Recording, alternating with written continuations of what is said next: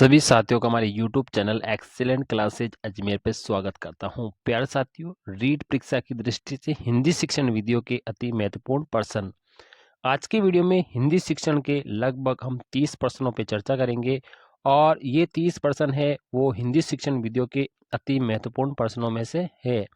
अगर यहाँ पर आप इस वीडियो को देखते हैं तो लगभग आप 3 से लेकर 4 सवाल आप आसानी से इसमें से ही मिलने वाले हैं। तो ये एक इम्पोर्टेंट प्रश्नों की सीरीज है, आप यहाँ पर इसे ज़रूर देखिए। वीडियो को आपको लाइक करें और चैनल को आप सब्सक्राइब ज़रूर करें। शुरुआत करते हैं पहले प्रश्न से और पहला प्रश्न हमारा आ रहा है, किस शिक्षा शास्त्री के अनुसार स्कूल एक बाग है और अध्यापक एक माली है और बच्चे जो है पौधे के समान है। ये रीट लेवल 2 2017 में पूछा गया सवाल है।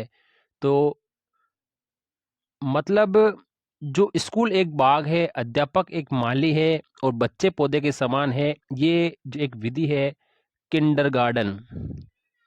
किंडरगार्टन जो विधि है उसमें ही यहाँ पे कहा गया है। तो और ये किंडरगार्टन जो विधि है ये देने वाले हैं फ्रोवेल। तो इसका ऑप्शन राइट रहेगा फ्रोवेल। तो ये एक अति महत्वपूर्ण पर्सन है, किंडरगार्टन ने ये विधि दी है। किंडरगार्टन, किंडर का मतलब है बच्चों का बगीचा। तो यहाँ पर ये जो विधि है ये फ्रोबेल ने दी है।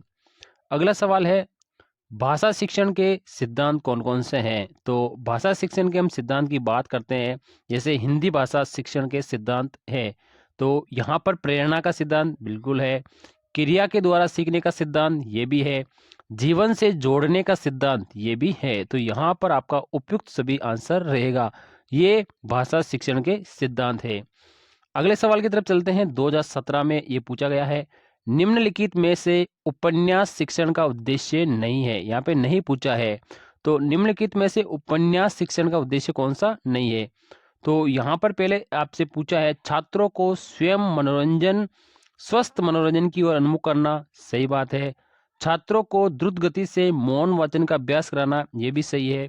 अभिनय में निपुणता प्रदान करना, ये उपन्यास शिक्षण का उद्देश्य नहीं है।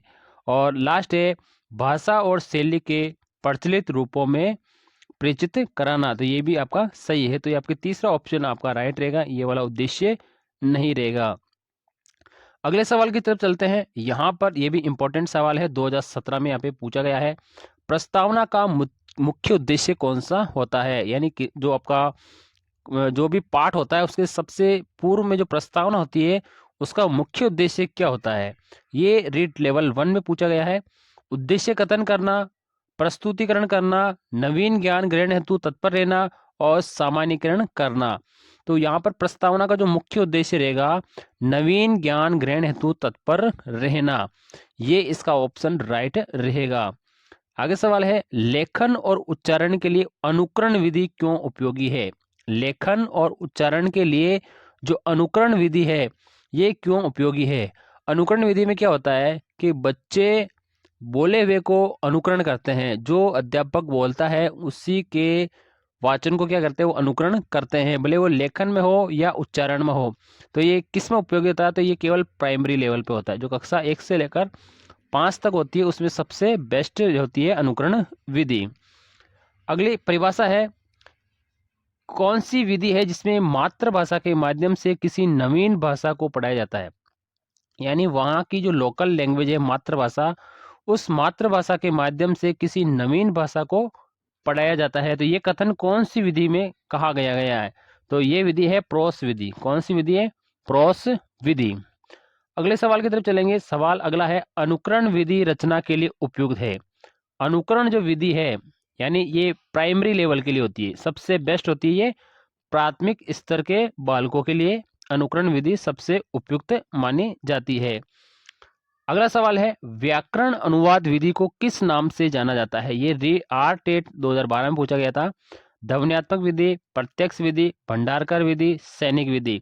तो व्याकरण अनुवाद जो विधि है वो भंडारकर विधि है, तो आपका ऑप्शन सी इसमें राइट रहेगा।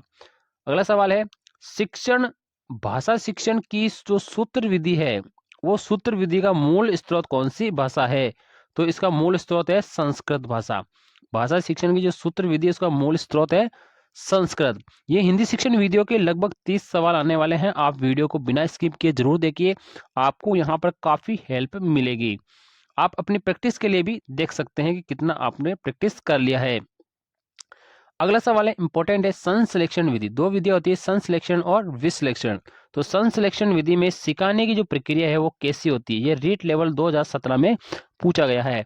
तो सन सिलेक्शन विधि में सिखाने की जो प्रक्रिया है, तो सन सिलेक्शन में सबसे पहले वर्ण सिखाया जाता है, उसके बाद में शब्द सिखाया जाता है और उसके बाद में वाक्य सिखाया जाता है। तो ये ऑप्शन आपका राइट रहेगा। यानी सबसे पहले जैसे वर्ण के से कबूतर, उसके बाद शब्द बना रहा के और में कम, और फिर वाक्य बनाता है कम पानी है। तो इस तरह से आपका संश्लेषण विधि में होता है।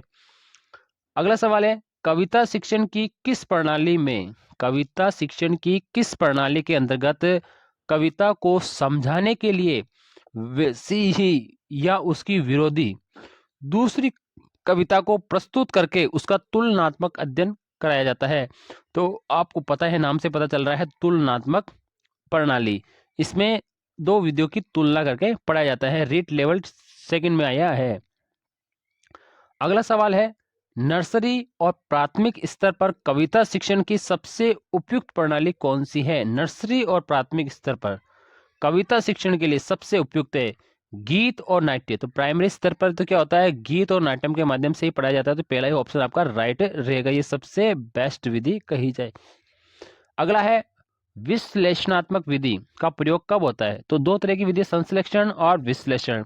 संश्लेषण में क्या होता है, पहले वर्ण फिर शब्द और फिर वाक्य। तो विश्लेषण में इसका उल्टा होता है।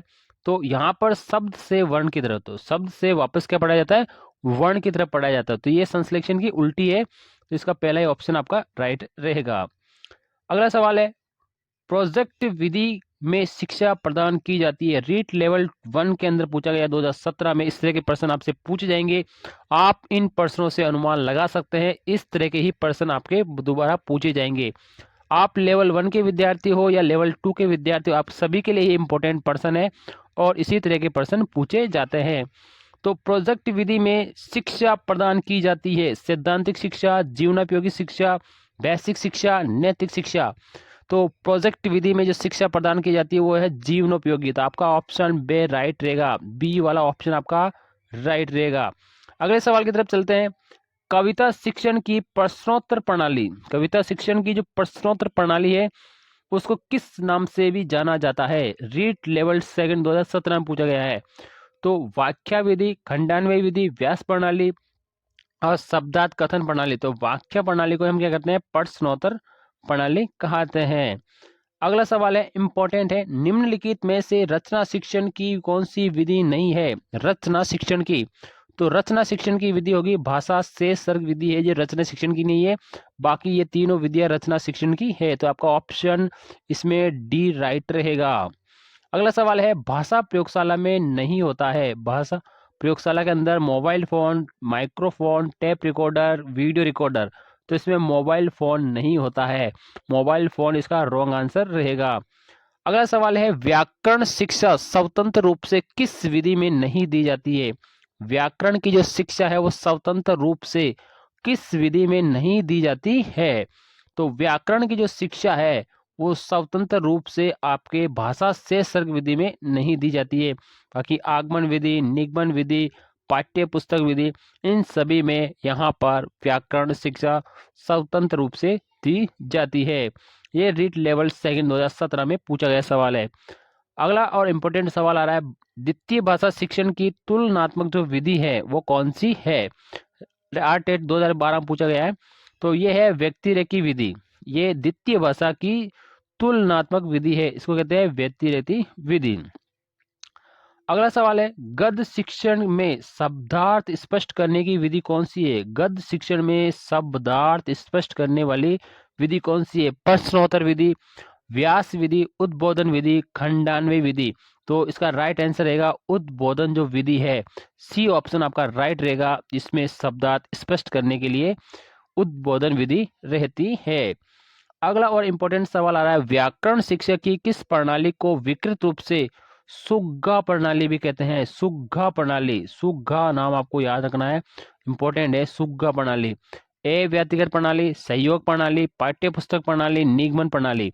तो सुग्गा प्रणाली कहते हैं हम पाठ्य पुस्तक प्रणाली को ही सुग्गा प्रणाली कहते हैं। तो सी ऑप्शन आपका इसमें राइट रहने वाला है। रीड लेवल सेकंड 2017 का सवाल है। अगला सवाल है, वाक्य विश्लेषण के शिक्षण हेतु उपयुक्त विधि कौन सी है? वाक्य विश्लेषण के शिक्षण के लिए कौन सी विधि उपयुक्त है?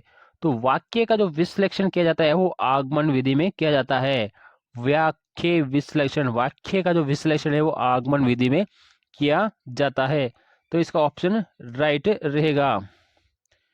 नहीं, इसमें थोड़ा सा रॉन्ग रहेगा। इसमें पूछा है वाक्य विश्लेषण, अगर पूछे वाक्य विश्लेषण की कौन सी विधि है तब तो आगमन होगी, लेकिन वाक्य विश्लेषण के शिक्षण के लिए पूछिए तो ये आपकी निगमन विधि रहेगी। तो आपका ऑप्शन निगमन विधि इसमें राइट रहेगा। अगला है, निगमन विधि कैसी विधि है? निगमन कैसी विधि है? तो निगमन एक मनोवैज्ञानिक विधि है, क्योंकि जब आगमन विधि, जो आगमन आपकी विधि होती है वो आपकी मनोवैज्ञानिक विधि होती है, तो निगमन क्या होती है? इसकी जस्ट उल्टी होती है, अमनोवैज्ञानिक। तो निगमन विधि कैसी है? अमनोवैज्ञानिक विधि है। अगला सवाल है, आगमन विधि में कितने रूप होते हैं? आगमन विधि में कितने रूप होते हैं? आगमन विधि में क्या होता है, हम उदाहरण से हम नियम की ओर तरफ चलते हैं। उदाहरण से नियम की ओर चलते हैं। तो इसके अंदर दो ही रूप होते हैं। कितने रूप होते हैं? दो रूप होते हैं। और इसकी जो अपोजिट होती है निगमन, हम क्या करते हैं उसमें नियम से उदाहरण की ओर चलते हैं। अगला सवाल है, हिंदी भाषा शिक्षण की कौन सी विधि है? अनुकरण विधि, आगमन निगमन विधि, भाषा प्रयोगशाला, उपयुक्त सभी। तो हिंदी शिक्षण की तो ये सभी विधियां रहेगी। Option D right. अगला और लास्ट सवाल है, उद्बोधन विधि का उपभेद नहीं है? दृश्य विधान, अभिनय, अनुवाद, कहानी। तो इसका जो उपभेद नहीं है वो अनुवाद नहीं है। तो इसका ऑप्शन आपका इसमें डी राइट रहेगा। ये हिंदी शिक्षण वीडियो के अति महत्वपूर्ण 30 सवाल थे। आपको वीडियो कैसा लगा है? वीडियो को लाइक जरूर करें, चैनल सब्सक्राइब करें। हमारे चैनल पर इस तरह के भाषा शिक्षण से संबंधित वीडियो आते रहेंगे। चैनल को सब्सक्राइब जरूर करें। थैंक यू, धन्यवाद।